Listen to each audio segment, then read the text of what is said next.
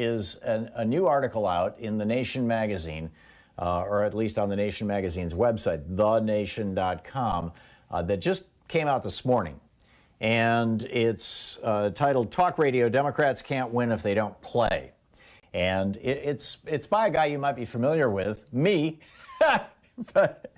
The subhead is, "The vast right-wing talk show network across the United States has enormous political sway, and Republican politicians know and embrace it." And, you know, a lot of it is stuff that you've heard from me before, and so I'm not going to, you know, exhaustively go through it again, other than to point out that politics is a game that is typically played in terms of winning and losing elections on the margins. It's around the edges. If you can shave 2 or 3 points off your opponent by, say, for example, putting so few voting machines in your opponent's neighborhoods that people have to stand in line for 8 hours to vote, if that can discourage just 1 or 2 or 3% of the people from voting or cause them to quit the line and have to go back to work, you can win an election. Well, similar, and of course we all know this has been, you know, a major Republican strategy for the better part of 40 years now, to make it particularly in black neighborhoods, in Hispanic neighborhoods, in communities where you've got a lot of students, and in communities where there are a lot of very elderly people who might be voting Social Security and Medicare, typically Democratic issues.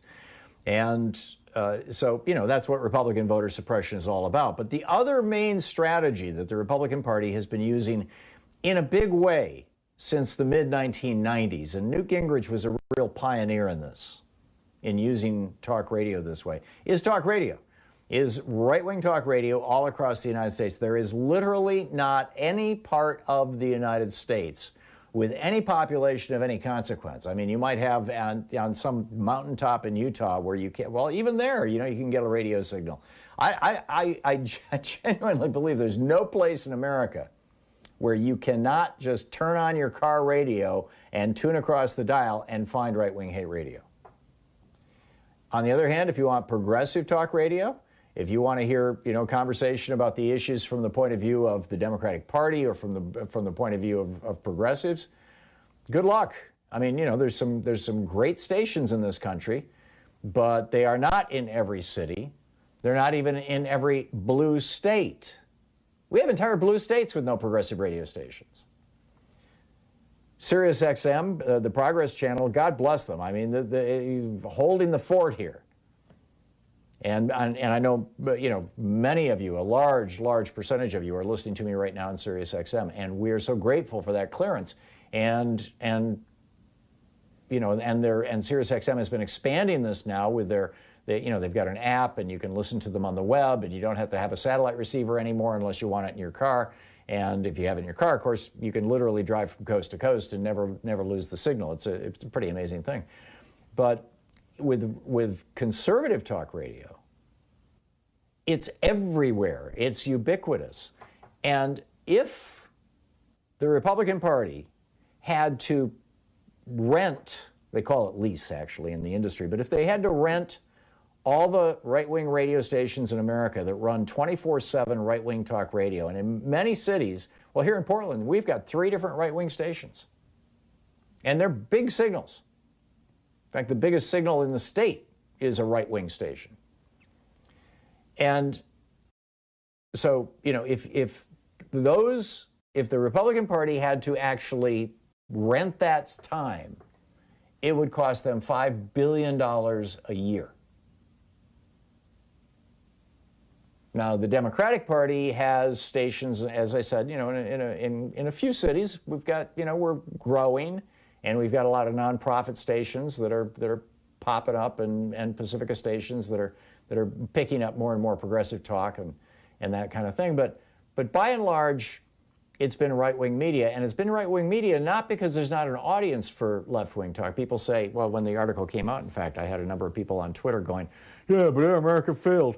Well, let's see. Air America was on 54 stations that they were renting or leasing, or that they had cooperative barter agreements with Clear Channel, what was then called the Clear Channel Radio Network. Clear Channel has over 800 radio stations all across the country. Mitt Romney's Bain Capital bought Clear Channel.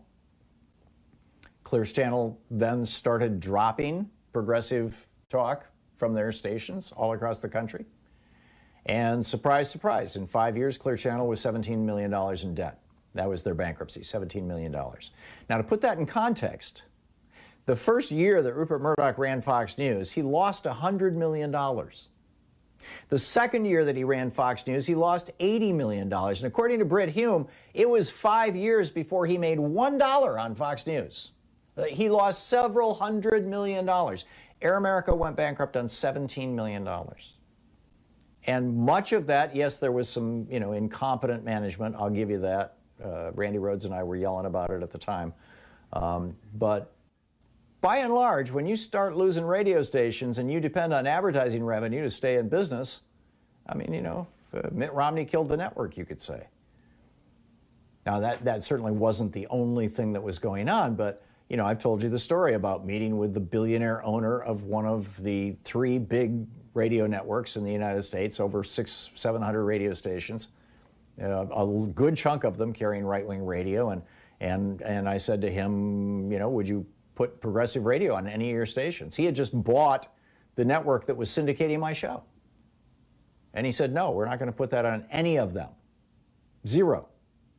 And I'm like, why? And he's like, well, because I'm not going to put people on the air who say that my taxes should go up.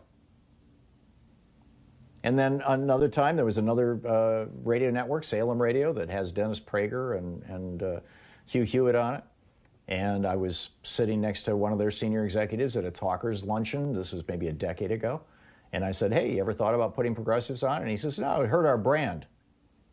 Plus, we're a company that started out as a Bible publishing company. We only put real Christians on the air. And I'm like, I'm a real Christian. And he's like, no, you're not. You're a liberal. It wasn't, that's not a literal, this is my recollection of the conversation. I didn't write down every word he said. But that was the essence of what he said. So this isn't about progressive talk radio can't work. We have stations, we've got a channel on Sirius XM, we've got stations around the country where it does work. It's just that, basically since Reagan stopped enforcing the Sherman Act, you've got large swaths of the American radio infrastructure now owned by people who have right-wing agendas for various reasons.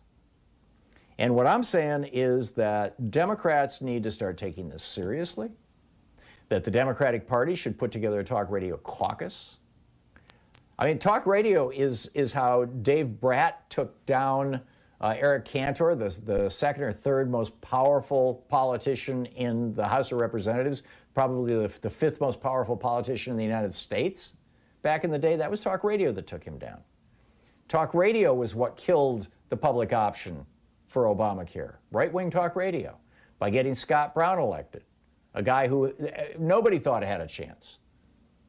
And I lay all this out in the article. You can find it over at thenation.com right now. It's called Talk Radio. Democrats can't win if they don't play. And, I've tried to reach out to some of our wealthy donors and say, hey, why don't you invest in some radio stations? We have 1,500 right-wing radio stations in the United States, and probably fewer than 50 on the left. And a lot fewer than that if you're looking at commercial stations. And this is something that I think this is a big issue.